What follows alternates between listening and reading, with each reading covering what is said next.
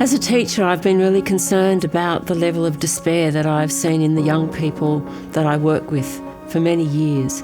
And this is a kind of despair that's a despair about their future and a despair about the earth. And when I was working at Freshwater High in Sydney, there was a big pollution event in our local lagoon.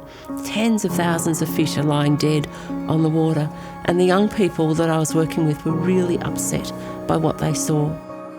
And we were able to work together to decide what it is that they could do that would bring about change in their community, that would stop that happening again. And it was amazing to see them step up with their own ideas and take action. And in the process, I saw them change from being shy and uncertain to being incredible leaders that had a huge influence on their community.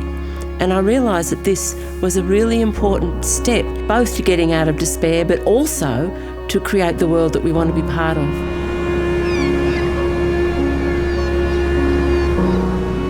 That work led to the school becoming a centre of excellence in environmental education, and people started to come and look at what we were doing, and we were invited to go to the Ganges River in India to help with their Clean Up the Ganges campaign.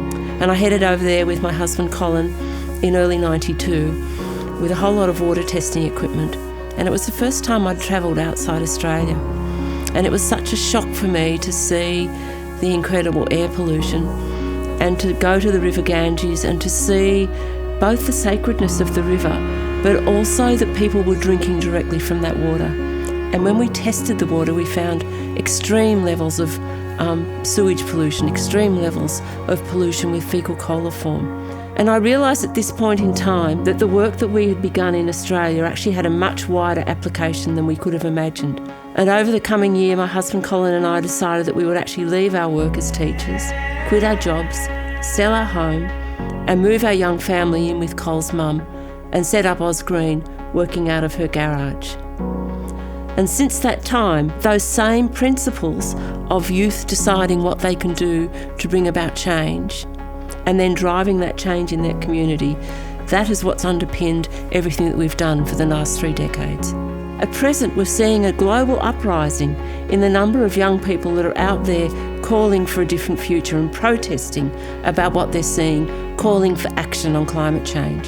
And this is really important, but it's not sufficient because it's relying on someone else changing.